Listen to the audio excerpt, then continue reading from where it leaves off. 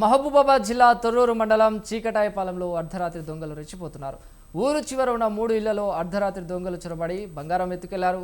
మొత్తం సుమారు 9 తులాల బంగారం అపహరణకు గురైందని బాధితులు పోలీసులకు ఫిర్యాదు చేయడంతో కేసు నమోదు చేసి దర్యాప్తు చేపట్టారు పోలీసులు.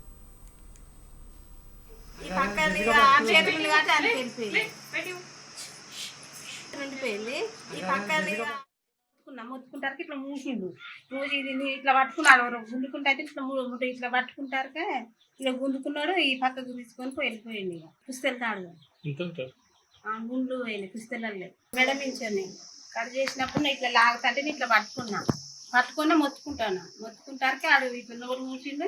ఇది సైడ్ రాగానే వెళ్ళిపోయింది. 9 గంటలకు అన్నం తిని పండుకున్నాం సార్. మా ఆయన నేను ఆడ ఇద్దరం ఒక మంచం వేసి పండుకున్నాం.